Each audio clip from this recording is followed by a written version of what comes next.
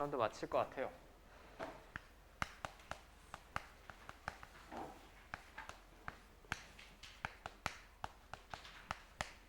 자, 부등식의 활용을 볼 텐데 여러분들 책으로 잠깐만 앞으로 넘어와 보면 215페이지입니다. 215페이지. 자, 부등식은 크게 나누면 두 가지죠. 조건 부등식이 있고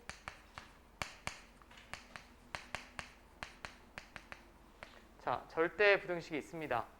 조건 부등식을 우리가 2차 부등식에서 인수분해해서 x-1 곱하기 x-3이 0보다 작으면 사이범위다. 뭐 이렇게 우리가 근해 범위를 구하는 걸 조건 부등식이라고 하고 여기는 절대 부등식이에요. 여기서 말하는 부등식은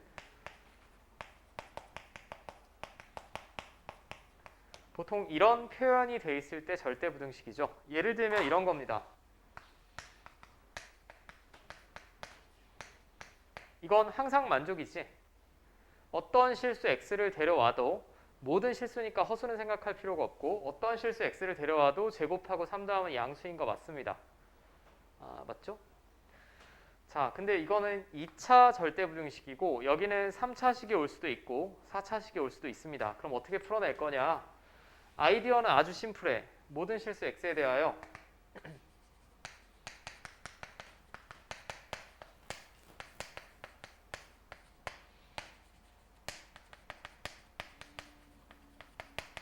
얘가 항상 성립하게 하라라고 하면 이게 내가 어떤 실수를 데려와도 0보다 큰 걸 보이면 되죠.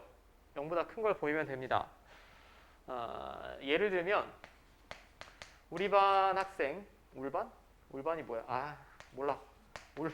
울반 학생 수학이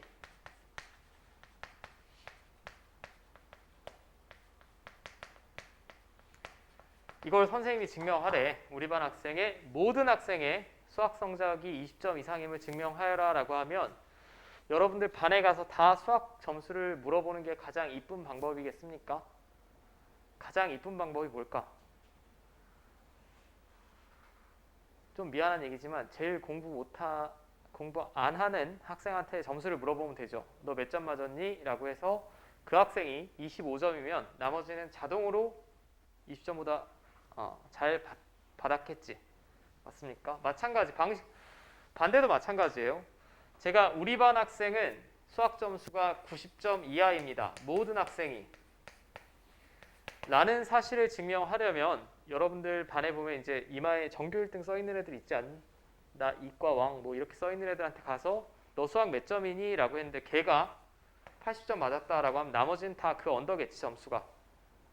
그냥 예시를 든 거야. 예시를. 자, 그럼 아이디어는 이건 외우는 게 아니죠. 한 번만 생각해 보시면 돼요. 모든 실수 x에 대하여 fx 함수값이 0보다 큰 걸 보이려면 fx의 가장 작은 값을 찾은 후에 걔가 0보다 큰 것만 보이면 끝이죠. 그럼 나머지는 자동으로 크겠지. 이해됩니까? 이걸 증명하려면 fx의 최소값을 구하고 이 최소값이 0보다 큰 걸 보이면 끝입니다. 아이디어는 아주 심플해요. 그럼 이게 범위가 제한돼 있다라고 해도 그 제한된 범위에서 가장 작은 값 찾고 0보다 큰 거 보이면 끝이죠. 원리는 간단하죠. 뭐 이것도 마찬가지 아니겠어? fx가 항상 0보다 작은 거 보이래. 그럼 fx 중에 가장 큰 놈을 찾아서 그 놈이 0보다 작은 거 보이면 되겠죠. 이게 지금 위에 박스 쳐진 부분에 나온 내용이고 같은 내용이 3번 반복돼서 써 있어요. 215페이지, 16페이지, 17페이지 다 똑같은 얘기입니다. 똑같은 아이디어로 똑같은 방식으로 풀어내시면 된다라는 거고 자, 이제 그럼 제가 필수예제 6번 한번 살펴볼게요.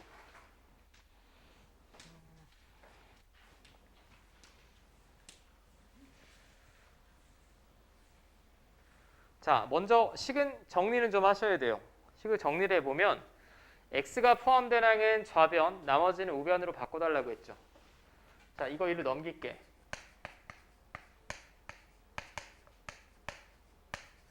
얘가 항상 성립.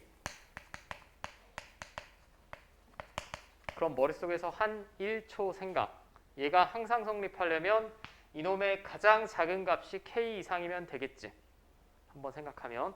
그럼 왼쪽에 있는 식의 최소값 찾으시면 됩니다. 왼쪽에 있는 식을 제가 편의상 fx라고 하면 이놈의 최소값을 구하려면 4차 함수니까 도함수를 구하시고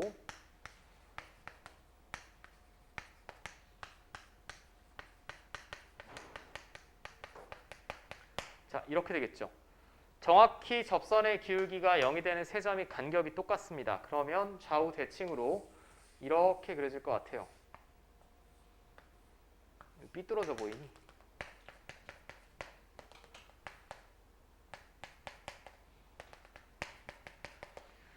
맞죠? 언제가 최소값이야?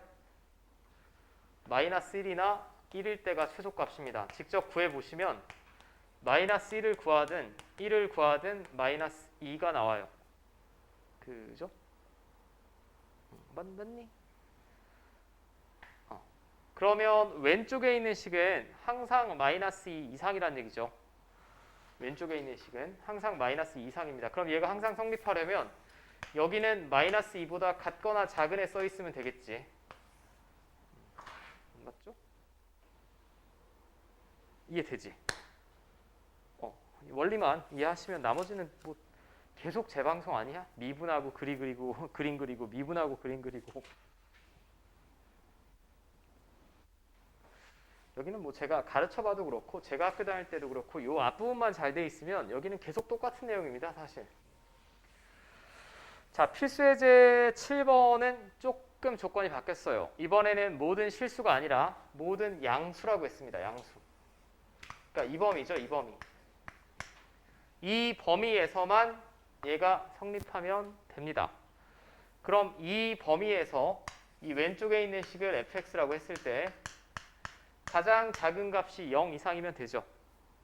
이번엔 통째로 두는 게 더 편할 것 같아. 최소값 구하면 되죠, 그냥. 자, 그럼 도함수.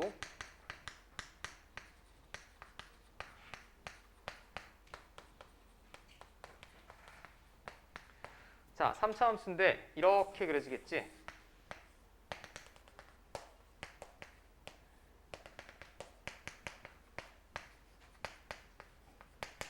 자, fx가 이렇게 그려질 겁니다. 근데 0보다 큰 쪽에서만 성립하면 되니까 fx는 지금 이렇게 그려질 거예요. 언제가 최소니? 4일 때가 최소죠. 그럼 4 구해보시면 이건 함수값이니까 여기다 집어넣어야죠. 4 세제곱 64 96 플러스 k. 자, 그럼 k-32가 최소값인데 얘가 0 이상이면 나머지는 자동으로 0 이상이죠.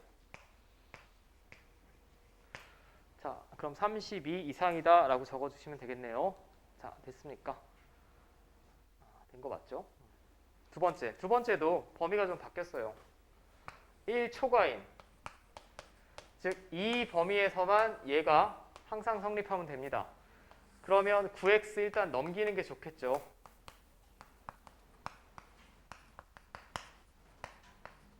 이게 이 범위에서 항상 성립하면 된다고. 그럼 왼쪽에 있는 식을 제가 fx라고 줬을 때 최소값 찾아야겠지. 이 범위에서 최소값이 0보다 큰 거 보이면 됩니다. 자, 그럼 또 미분.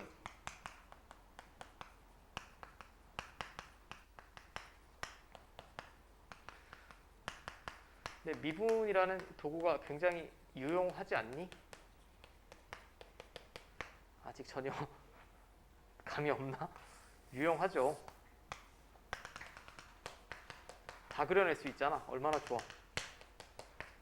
자, 이게 fx인데 1보다 클 때다라고 했습니다. 1보다 클 때다라고 했으니까 이 범위에서 0보다 위쪽에 있으면 되죠.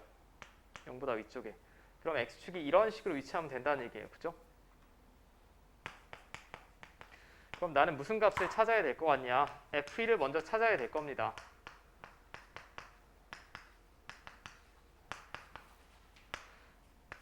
이렇게 되죠. 여기서는 요거 하나만 유의하시면 돼. 등호 관계만 유의하시면 되는데 지금 1보다 클 때 x축 이쪽에 있으면 돼요. 그럼 얘는 0이어도 상관이 없죠. 얘가 딱 x축이 k-5가 0이라고 해서 x축이 이렇게 있어도 여전히 x가 1보다 크면 함수값 다 0보다 큰 거 맞습니다. 그러니까 k-5는 0보다 크다가 아니라 같아도 되겠죠.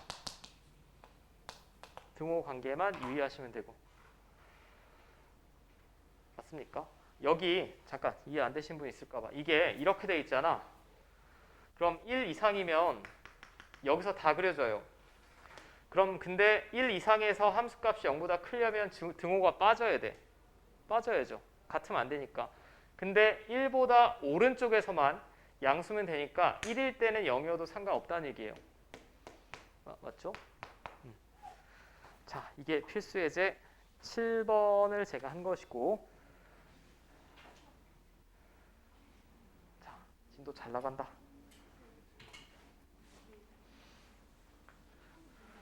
아유, 그래도 방학 때 수투를 끝내면 좀 관점이 많이 달라지셔야 되는데.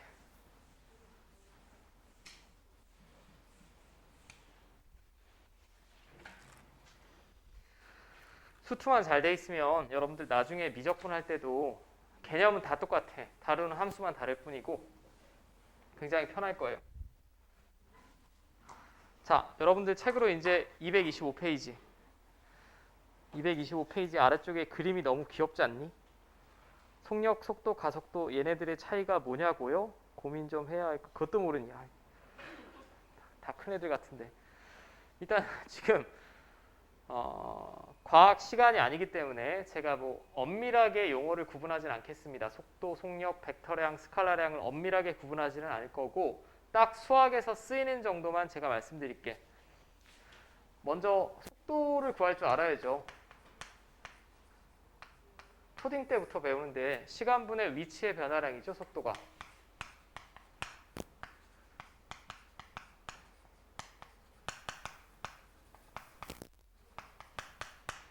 근데 이게 물리 시간에는 변위라는 표현을 더 많이 쓰지. 되게 웃깁니다. 용어라는 게 뭐. 과학 시간에는 뭐 변인 통제라고도 했다가 통제 변인이라고도 했다가 뭐 수학 시간에는 위치의 변화량이라고 했다가 물리 시간엔 변이라고 했다가 하는데 저도 이해는 할 수 없지만 아무튼 용어가 좀 달라요. 자, 속도는 그러니까 시간의 변화량분의 위치의 변화량이 속도죠. 근데 제가 아무 멘트도 쓰지 않더라도 이거 순간 속도입니까? 평균 속도입니까? 평균 속도입니다. 시간이 1시에서 2시로 변할 때 뭐 이동 거리가 3km다. 위치의 변화량이 3km다라고 하면 뭐 그런 식으로 구할 테니까 이건 평균 속도예요. 자, 그럼 이제 얘를 식으로 표현할 거야. 시간은 보통 우리가 t로 씁니다. 타임의 앞글자가 되겠고 위치는 근데 문제마다 좀 다릅니다. f라고 주어질 때도 있고 x라고 주어질 때도 있는데 저는 그냥 x라고 할게. 그러면 결국 변화량이라는 게 수학이든 물리든 델타라는 표현을 씁니다. 앞에 미분계수 정의할 때 했죠. 델타 삼각형 약간 찌그러진 거. 그럼 델타 t분의 델타 x가 속도죠. 맞습니까? 평균 속도입니다. 그리고 속도는 속도가 0으로 뭐니? 다 알고 있죠? 모르는 거 아니? 이거라는 거 다 알고 있지? 이거 앞글자를 따서 보통 속도는 v라고 많이 쓸 거예요. 자, 그럼 이건 평균 속도야. 평균 속도인데 제가 아주 엄밀하게 말씀드리진 않았지만 뉴턴이나 라이프니츠의 원리는 간단하다라고 했어요. 아이디어는. 이건 시간의 변화량이 눈에 보일 만큼 클 때고 아주 몹시 미세하게 가져가면 아주 짧은 찰나의 순간에 시간분의 위치의 변화량은 식으로 쓰면 이렇게 될 겁니다. 델타 t를 0으로 보내면 돼요. 맞죠? 지금 이쪽에 표기한 식은 순간 속도입니다. 순간 속도.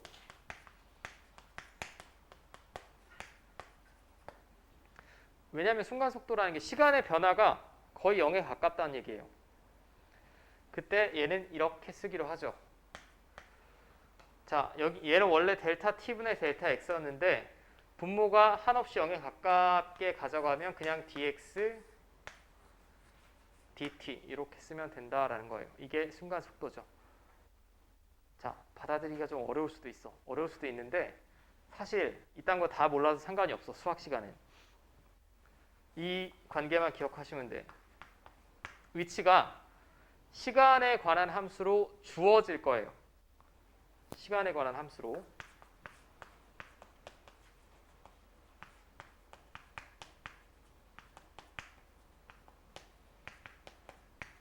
중요한 멘트는 주어진다. 내가 얘를 구하는 건 물리시간입니다. 뭐 힘의 방정식을 세운다 이런 거 다 물리시간에 하는 거죠. 장력 방정식을 세운다거나 수학 시간에 구하는 거 없어요. 그냥 식은 주어질 거고 당신들은 이것만 받아들이시면 돼. 이게 결국 위치를 뭐 했다는 얘기야? 시간으로 미분했다는 얘기죠. 위치는 t에 관한 식으로 주어질 거고 얘를 그럼 t로 미분한 게 속도가 됩니다. 맞죠? 근데 여러분들 가속도의 정의도 다 배웠죠? 가속도의 정의가 뭐니?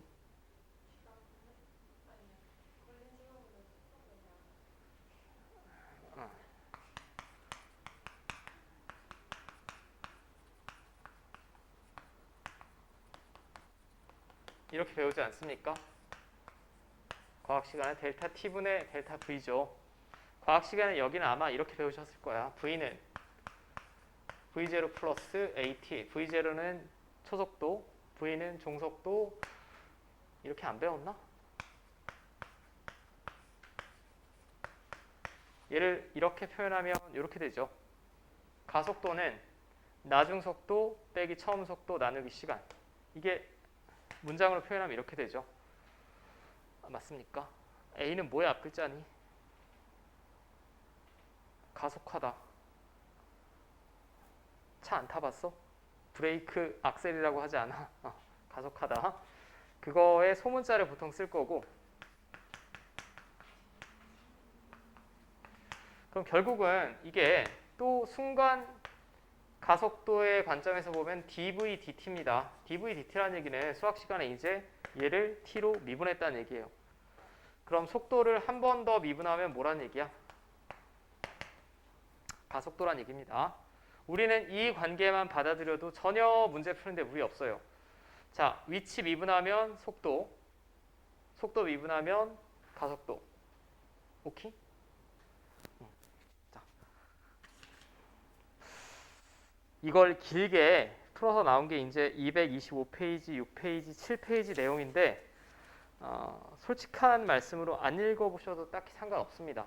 이 관계만 받아들일 수 있다면 위치는 시간에 관한 함수로 주어지고 한 번 미분하면 속도, 한 번 더 미분하면 가속도. 그 다음에 이제 표현 방법이 조금씩 달라질 텐데 그건 제가 문제를 보면서 설명을 드릴게.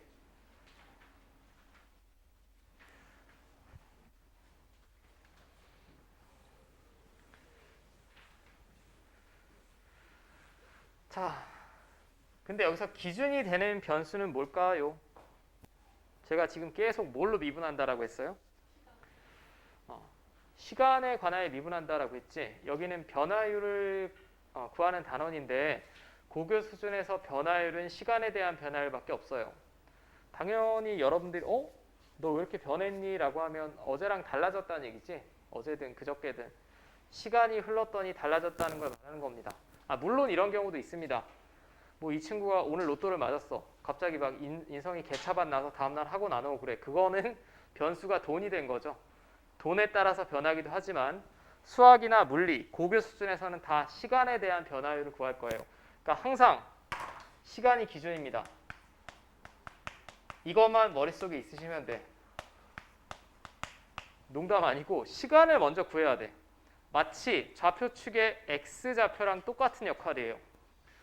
자, 이 문제를 한번 보면 원점 출발하여. 원점 출발하는 거 맞는 것 같아. 왜? t에 0 집어넣으면 0이죠. 그리고 이것도 아무 멘트가 없어도 우리가 고교 수학에서 다루는 시간은 0보다 큰 것만 다룹니다. 마이너스 1시간, 허시간 이런 건 고등학교 때는 다루지 않습니다. 무조건 t는 0보다 커야 돼요. 자, 지금 위치가 시간에 관한 함수로 주어졌지. 내가 구한 게 아니라. 수학 시간에 구할 일은 없어. 그럼 이거 미분하면 뭐라고? 수업을 듣고 있었네. 미분하면 순간속도죠. 속도를 t에 관한 함수가 될 테니까 바로 미분해서 쓸게. 3t 제곱 마이너스 6t 마이너스 9죠. 맞죠? 한 번 더 미분하면 뭐라고? 순간 가속도. 근데 수학 시간엔 그냥 가속도라고 부를 거고요. 자, 여기까지 됐습니까? 자, 그럼 1번부터 볼게. 속도가 15일 때 가속도를 구하래. 그럼 속도가 15란 얘기는 얘가 15일 때 시간을 먼저 구해야 되는 거죠. 이게 속도라며. 속도가 15일 때 시간을 먼저 구하셔야 됩니다.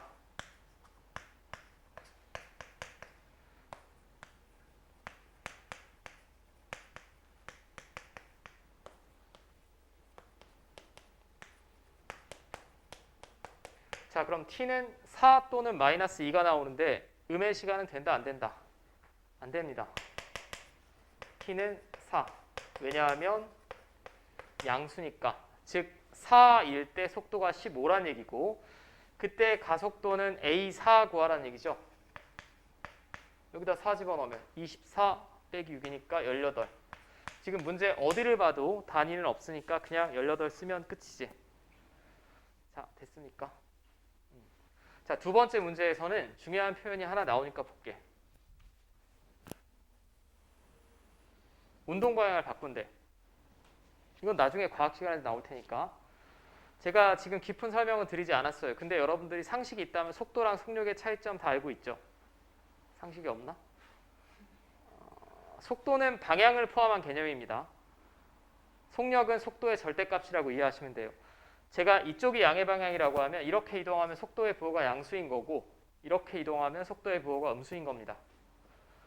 위로 가면 어떻게 해요? 그런 이상한 질문 하지 말고 일단 플러스 마이너스밖에 없어요. 3차원으로 가면 그건 이 중에 기하 배우시는 분은 벡터로 표현할 거야. 원래 속도 이렇게 가도 되지. 이렇게 가도 되고. 그리고 정말 불쾌하겠지만 대학교 가시면 허시간도 배웁니다. 시간이 이렇게 흐르는 게 아니라 이렇게 흐르는 것도 배우고 머릿속으로만. 그런 거 많이 하면 근데 사람이 정신이 피폐해져. 제가 어제 MBTI를 또 3번 해봤어. 지원쌤이 계속 해보라고 해서. 또 여전히 INTP만 나왔는데 그 INTP 유튜버 형들이 그러는데 완전 소시오패스의 정신병자인데 아니 너무 좀 부정적으로 얘기를 해서 내가 좀 의도적으로 바꿔야겠어 이제. 근데 뭐가 제일 좋은 MBTI입니까? 일단 나는 E로는 출발할 수가 없어 내 인생에서. I 출발은 확실해. 안 좋은 것 같아. INTP 되게 부정적으로 얘기하던데. 소시오패스고 감정의 공감 능력이 떨어지고. 근데 잠깐만 이거 가서 읽지 마. 내가 어제 한 5번 들었는데 까먹었어. 내가 관심이 없는 건 아닌데 이게 INTP의 주된 성향이라고 하더라고. 남 얘기에 별 관심이 없대. 그것도 맞는 것 같아. 몰라. 다시 물어봐야지. 그거 보고 저는 그냥 웃고 보고 넘겼거든. 뭐 남자들은 보통 그래. 혈액형이 된 MBTI인데 지연쌤 그거 뭐 논문 쓰는 줄 1시간 동안 유튜브를 보고 막 나한테 얘기를 해주는데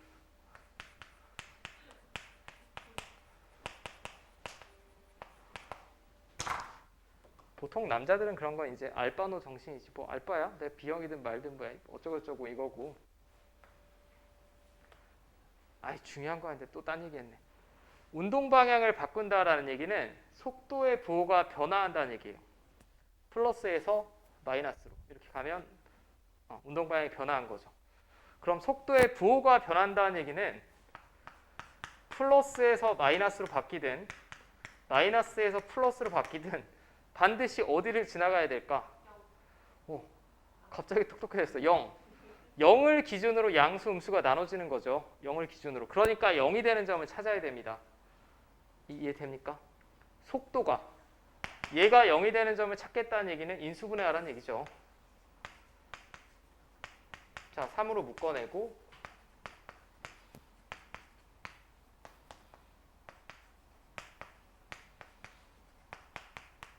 자, 이렇게 되겠죠. 이게 0이 되는 점은 마이너스 1이지. 마이너스 1은 고려하지 않는 시간이고 3일 때는 부호 바뀝니다. 왜냐하면 t가 3보다 조금 작으면 이게 음수지만 t가 3보다 조금이라도 크면 양수로 바뀌죠. 그럼 3에서 속도의 부호가 바뀌니까 운동을 바꿀 때 시간은 3이에요. 3. 맞죠? 그럼 3에서의 위치를 물어봤으니까 다시 여기서 이제 초이스. 위치, 속도, 가속도 중에 여기다 집어넣으시면 되지. 3일 때. 자, 그럼 3에서 위치는 3 집어넣으면 3의 세제곱 27, 마이너스 27, 마이너스 27. 와우, 왜 이렇게 불쾌해. 자, 마이너스 27이 되겠고. 됐습니까? 그 다음에는 가속도가 6일 때. 아, 이건 개 쉽네.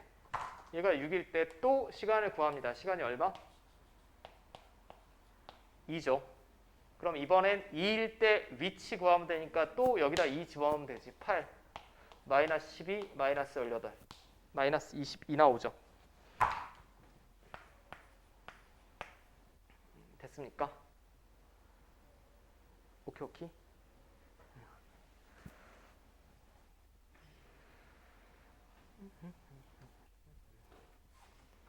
근데 그거 학교에서도 하니 MBTI를? 돈 주고 하는 거야?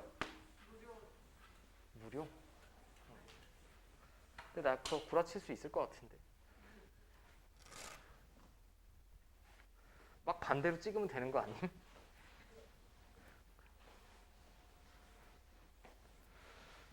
자, 필수예제 9번을 보겠습니다. 9번은 또 과학 시간에 지면에서 처음 속도 20m/s로 똑바로 위로 던졌대. 뭐 똑바로 위, 물리시간에 연직 상광이라는 표현도 쓰실 거고 지면이 이렇게 있습니다. 기본적으로 상식은 있으셔야 돼. 20m/s로 위로 던졌다라고 했으니까 뭐 정신병자도 아니고 이렇게 꽂은 건 아니지. 위로 던진 거예요. 자, 위로 이렇게 던졌다라고 하면 속도가 이거 우주 끝까지 똑같이 가니? 아니지. 속도가 줄어듭니다. 이유가 뭐죠? 중력 맞습니다. 중력과 속도가 아래쪽 방향으로 작용을 하죠. 그러니까 계속 속도는 점점 줄어들다가 가장 중요한 건 언젠가 멈추겠지. 속도가 0인 이 순간이 물체의 최고점입니다. 맞죠? 이걸 첫 번째 기억하셔야 되고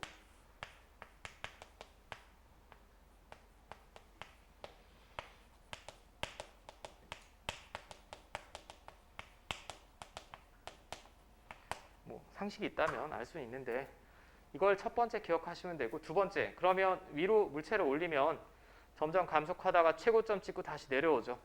다시 내려옵니다. 내려오는데 다른 변수, 뭐 공기 저항이라든지 뭐 기타 마찰 이런 걸 고려하지 않으면 정확히 다시 입사할 때 속도는 뭡니까? 네, 20m/s인데 방향만 반대라고 아마 배우셨을 거야, 과학 시간에. 이론적으로 다른 변수를 고려하지 않고 중력과 속도만 작용하면 정확히 내가 쏘아 올린 속도의 절대값과 같고 부호만 반대로 다시 입사합니다. 이거는 상식적인 수준으로 알고 계시면 되겠고 맞습니까? 자, 그럼 이번에는 t초의 높이라고 했는데 이 문제에서는 높이가 위치입니다. 높이도 위치죠. 방금 전 문제는 수직선상에서 이렇게 왔다리 갔다리 하는 거고 얘는 이렇게 왔다리 갔다리 하는 거예요. 자, 그럼 제가 위치입니다.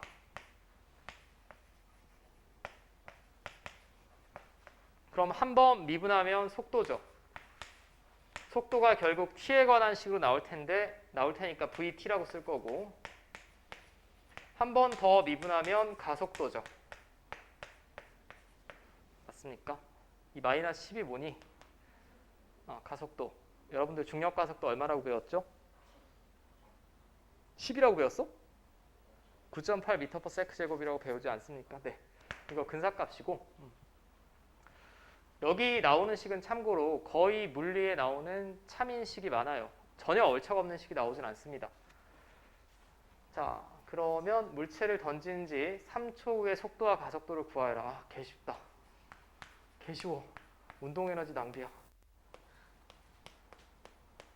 이렇게 되고 단위는 뭐? 미터 퍼 세클. 이건 지금 단위가 있는 문제죠. 그 다음에 3에서의 가속도 A3은 가속도는 지금 일정하지? T랑 상관이 없습니다. 이거 무슨 운동이라고 합니까? 이런 운동을?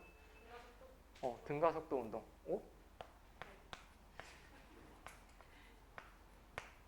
이렇게 되죠. 미터 퍼 세클 제곱. 가끔 이거 뭐 단위를 외우시는 분도 있는데 애초에 가속도가 시간의 변화량분의 속도의 변화량이니까 단위만 쓰면 이렇게 되죠. 맞습니까? 뭐 과학 시간에 다 배우신 분도 있을 테고 이거를 이제 옆으로 누여 쓴 게 가속도의 단위니까 외우는 식이 아니라 그냥 자연스러운 단위입니다. 애초에. 자, 두 번째 문제. 물체가 최고 높이. 최고 높이라면 속도가 뭐 나와야 돼요? 0이 나올 때입니다. 수직선 위로 지면에 수직으로 던지면 그럼 얘가 0이 나올 때 시간을 먼저 구하셔야 돼. t가 2가 되겠죠. 이때 높이를 구하여라 라고 했으니까 위치 말하는 거지.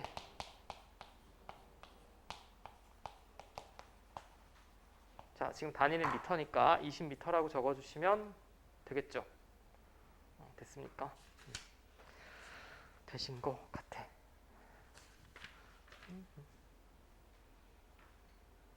왜 안 넘어가?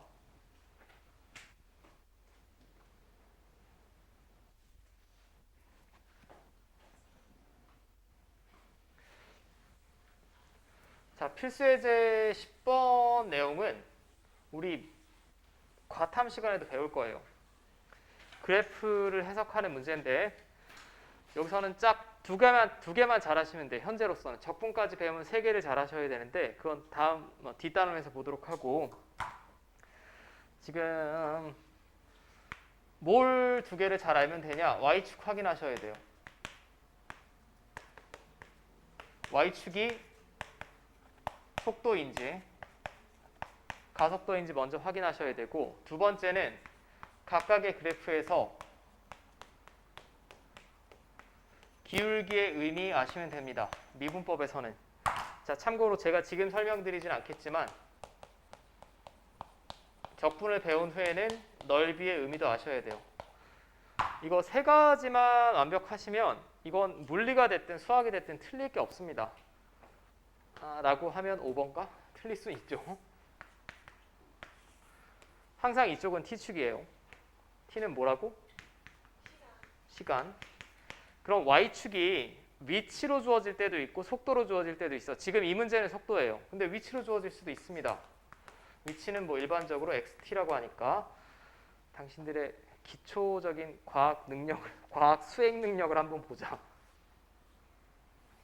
자, 이게 어떤 사람의 시간에 따른 위치 그래프래.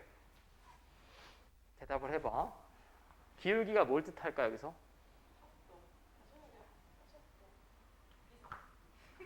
쫄? 기울기가 속도죠. 왜? 시간의 변화량분의 위치의 변화량이니까 기울기가 속도임을 바로 알아차리셔야 되고 여기는 사실 물리 배우신 분이 훨씬 쉬울 겁니다.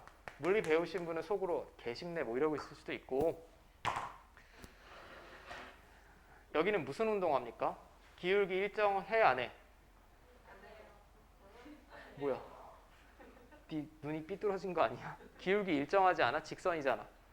기울기가 일정하다는 얘기는 속도가 일정하다는 얘기고 과학에서 속도가 일정하면 무슨 운동? 등속도 운동이라고 하죠. 이거 가끔 얼척없이 이걸 막 외우시는 분들이 있는데 이런 거 외워서 답 없습니다. 노답이에요. 여기는 무슨 운동일까요? 웬일이지? 니네 과학 기본이 돼 있구나. 정지지. 이 시간 동안에 위치의 변화가 없습니다. 그냥 멈춤, 정지. 좋아. 내가 당신들 너무 무시했나 보네. 이것도 똑같이 무슨 운동이에요? 등속도 운동입니다. 기울기가 일정하니까. 맞죠? 그럼 제가 Y축을 한번 바꿔볼게.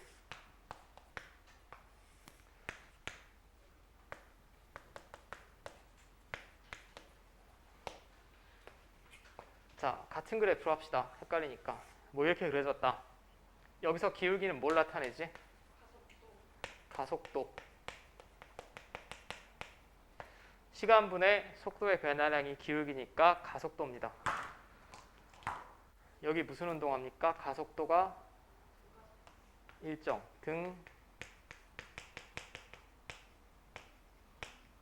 가속도. 여기도 등 가속도겠지. 여기는 무슨 운동이죠? 등 속도 운동이지. 속도가 일정한 겁니다. 아까는 위치가 일정하니까 멍하니 멈춰 있는 거고, 여기는 운동 중인 물체가 속도가 일정한 거니까 등 속도 운동이에요.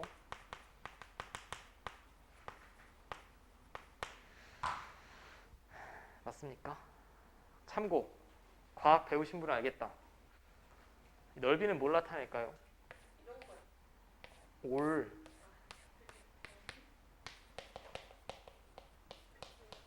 이건 적분 시간에 배울 텐데 넓이는 이동거리입니다.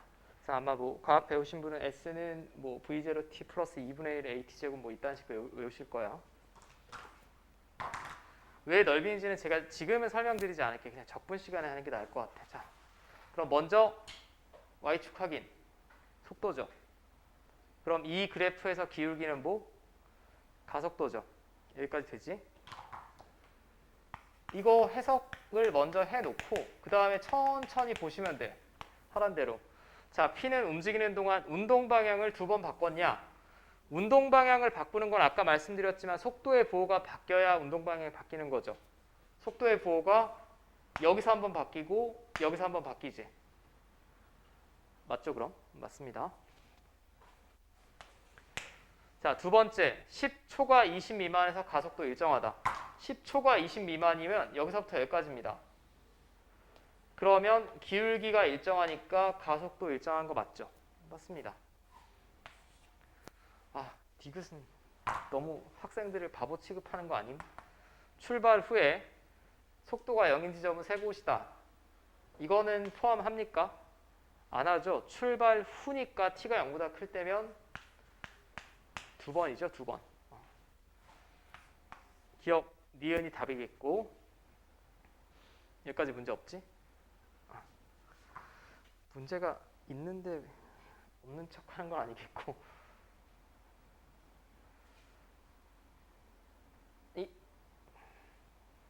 자, 이제 마지막 하나.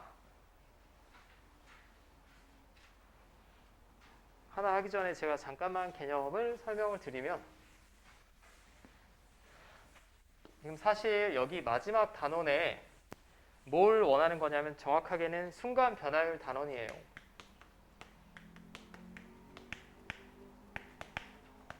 근데 왜 속도랑 가속도만 배웠냐?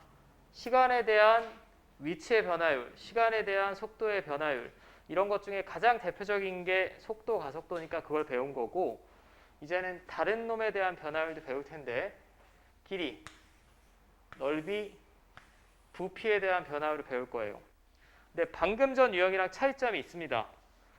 속도, 가속도 문제에서는 위치가 t에 관한 식으로 주어져요. 근데 여기는 안 주어져. 여러분들이 조건을 읽으시고 길이, 넓이, 부피를 t로 표현하셔야 돼. 시간으로.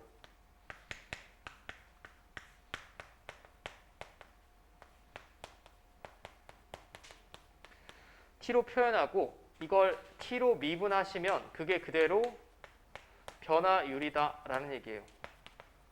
왜? 시간에 대한 부피의 변화율, 시간에 대한 넓이의 변화율, 시간에 대한 길이의 변화율이니까. 참고로 뭐가 제일 어려울까? 길이, 넓이, 부피 중에? 부피가 제일 어렵습니다. 길이는 이렇게 된 거고, 넓이는 이렇게 된 거고, 부피는 입체 도형이니까 차수가 올라갈수록 어렵겠죠. 여기 문제 푸는데 이거 까먹으시는 분들이 있어서 제가 잠깐만 볼게. 9의 부피 뭐죠?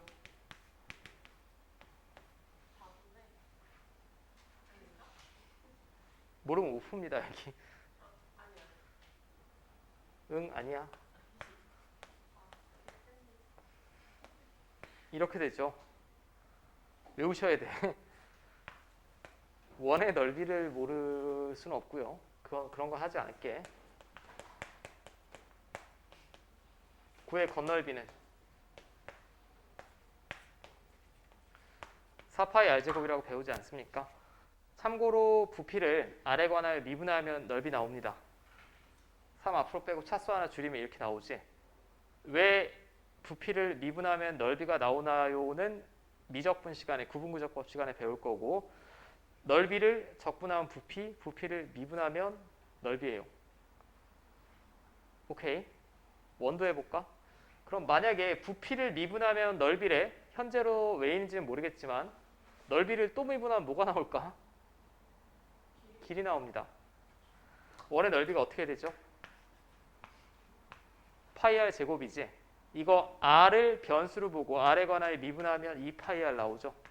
원의 넓이, 원주의 길이죠. 이거 증명과 자세한 건 미적분 시간에 배울 거야. 그러니까 이것만 외우신다면 이건 틀릴 수가 없죠. 그냥 r로 미분했다라고 생각하시면 돼요. 오케이. 자, 그럼 t로 표현하는데 부피랑 넓이는 대부분 이런 공식선에서 해결이 가능합니다. 근데 길이가 무슨 공식이 없겠죠. 잘 없습니다. 얘는 따로 관계식을 구해야 되는데 보통 닮음을 많이 쓸 거예요. 그리고 길이와 부피가 제일 출제가 많이 되고 까다롭기도 합니다. 저는 일단 필수예제야 발전예제야 11번을 한번 볼게. 자, 이게 길이에 대한 변화입니다.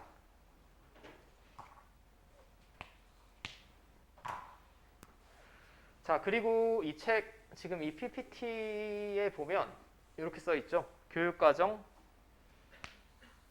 왜? 교육과정 왜란 얘기는 수능 시험엔 절대 나오지 않습니다. 근데 안타깝지만 학교 시험에는 여러 번 나왔어요. 여러 번 나왔고 이건 교과서에도 많이 실려있는 문제입니다. 자, 그림과 같이 키가 180cm인 사람이 지상으로부터 3m 높이에 있는 바로 밑에서 출발하여 매 분, 또 분이야 짜증나게. 1번은 그림자 끝을 물어봤고요. 2번은 그림자 길이를 물어봤습니다. 둘은 다른 단어예요. 수학 시간에. 자, 이게 뭐냐? 가로등이 있대요. 여기 등이 반짝반짝. 사람이 180m 뭐 진격의 거인도 아니고 1.8m 사람이 있대. 이렇게. 다리가 참 짧다. 2m 팔이 있으면 여기서 조명이 딱 있으면 그림자가 생기겠죠. 귀신이 아닌 이상 그림자가 생길 거예요. 이렇게.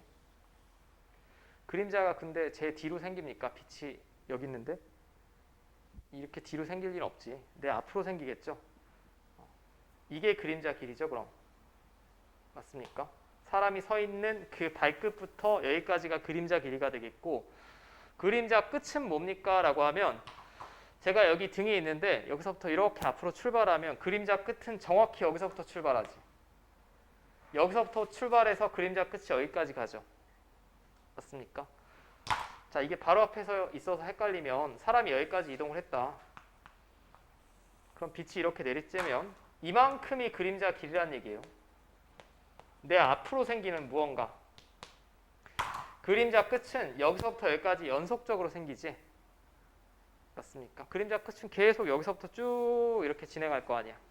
그러니까 이 전체가 그림자 끝이고 내 앞으로 생기는 이쪽은 그림자 길이라고 합니다. 오케이. 자, 그럼 이제 이 문제를 출발을 해볼 텐데 항상 기준은 이거예요. 여기는 지금 분이니까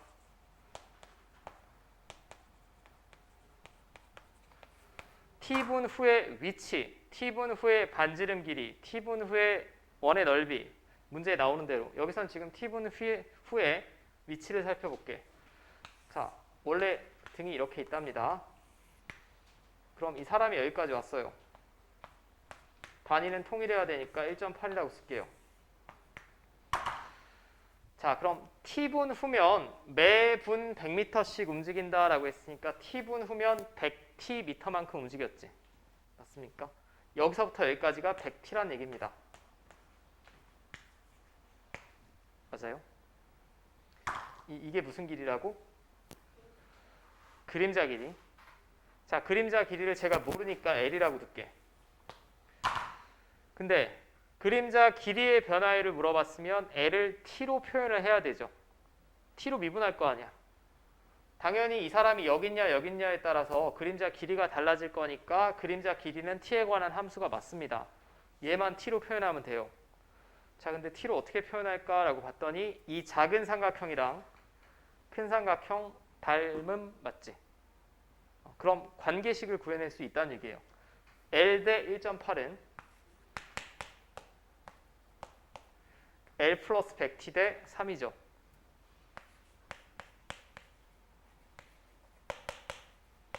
맞습니까?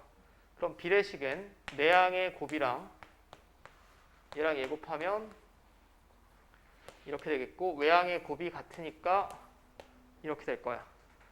그럼 1.2L은 180T입니다. 그럼 나는 L을 시간으로 표현하고 싶은 거니까 양변 1.2로 나눠주시면 12분의 1800T죠. 몇 번 들어가니? 이렇게 되겠지? 150T입니다. 맞음? 개쉬워. 다 끝났어.